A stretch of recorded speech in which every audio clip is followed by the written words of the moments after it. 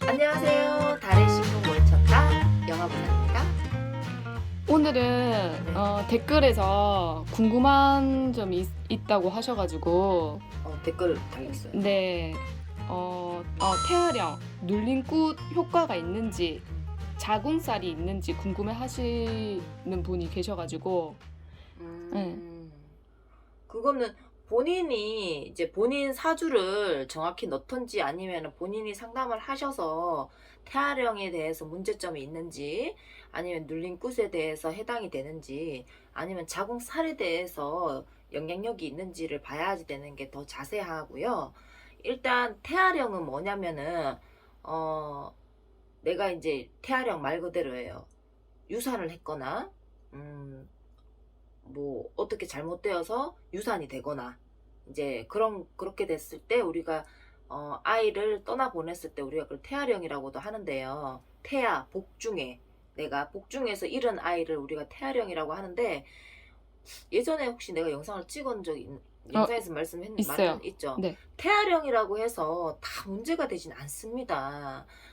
흔히 말해서 여성분들이라면은 대한민국 여성분들 중에서 뭐 다 그렇진 않지만 어, 어, 임신을 했다가 어쩔 수 없이 이렇게 유산이 되거나 아니면 상황에 따라 유산을 하시거나 하신 분들이 좀 많다고 저는 봅니다. 이제 한 번쯤은 그런 경험들이 있으신 분들이 좀 있다고들 봅니다. 근데 그분들이 다 그 태아령에 대해서 문제점을 안고 간다 그러면은 난리 나겠죠. 그게 아니고 사람마다 다릅니다. 그리고 눌림꽃 어, 저는 솔직히 눌림굿이라는 용어 자체를 별로 좋아하지 않습니다.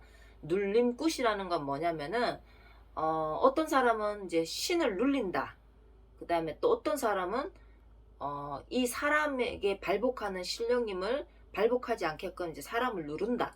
라는 표현을 많이 쓰시는데 어, 이건 제 개인적인 견해에서 눌림굿이라기보다 신을 좌정한다는 표현이 맞습니다. 맞는 것 같아요, 저는. 이제 눌림굿이나 신을 좌정한다는 표현이랑 같은 표현인데, 솔직히 인간이 어떻게 신을 누른다고 표현을 하겠어요. 그래서 눌림굿이라는 거는 조금 표현이 저는 아니라고 보고요. 그러니까 눌림굿이라고도 합니다. 근데 옛날부터 눌림굿이라고 하는데, 눌림굿 또한 가능하신 분들이 있고요. 신을 좌정하는 거죠. 그래서 눌린 굿이라는 것도 해서 시간을 벌거나 가능하시는 분들이 있어요. 눌린 굿을 하시는 분들은 태반이 무당을 하기 싫어서 안 하고 싶어서 안 할 수 있으면 피해가고 싶어서 눌린 굿을 하시는 건데 어, 눌린 굿을 해서 피해 가실 수 있는 분이 있는 반면에 눌린 굿을 해도 안 되시는 분들이 있어요. 그리고 또 눌린 굿을 해서 한 2년이든 3년이든 6년이든 시간을 조금 벌어서 뒤에 이제 제자 길이나 무당의 길을 가시는 분들도 있습니다. 그렇기 때문에 눌린 굿도 효과가 있나요? 라고 물어봤을 때는 눌린 굿을 했을 때 가능하신 분들이 있고요. 가능하지 않는 분들이 분명히 있습니다. 그거는 사람마다의 편차가 있기 때문에 직접 봐야 됩니다. 그리고 또 하나는 아까 자궁살? 네, 자궁살, 저는 살 얘기를 잘 안 하는 편입니다. 상담을 할 때도. 천살, 만살, 뭐, 천살, 만살이라고 그래요. 살 얘기를 하면 엄청나게 많죠. 근데 살도 중요하긴 중요합니다. 자궁살이라고 하면 흔히 뭐, 여자들이 자궁에 안 좋은 액이 있어서 안 좋은 기운이 있어서 남자를 만났을 때 빨리 잘 헤어지거나 아니면 남자 복이 없거나 아니면은 임신을 했는데 애가 자꾸 떨어지거나 아니면 남자들한테 사랑을 많이 못 받거나 이런 걸 우리가 뭐 자궁살이라고 얘기를 하는데요. 어, 자궁살이 크게 영향을 주시는 분들도 있지만 원천적인 원인이 자궁살이 아니라 다른 데 있는 경우도 있습니다. 그렇기 때문에 그게 지금 댓글로 올라왔어요. 네. 그 댓글 달아주신 분은 따로 상담을 한번 해서 나한테 태아령이나 그 다음에 눌림굿이나 그 다음에 자궁살에 관해서 직접적으로 한번 물어보시는 게 좋을 것 같아요. 뭐 굳이 뭐 저한테 댓글 달아주셨으면 저한테 한번 상담을 예약을 한번 하시고요. 아니면 가까운 선생님한테 가서도 상담을 하셔도 되니까 그 지금 댓글 달아주신 분이 뭐 태아령에 대해서, 눌림굿에 대해서, 자궁살에 대해서 궁금하셔서 그냥 단순히 물어보신 거면은 제가 이렇게 이야기를 드린 게 답변이 됐는지 모르겠고요.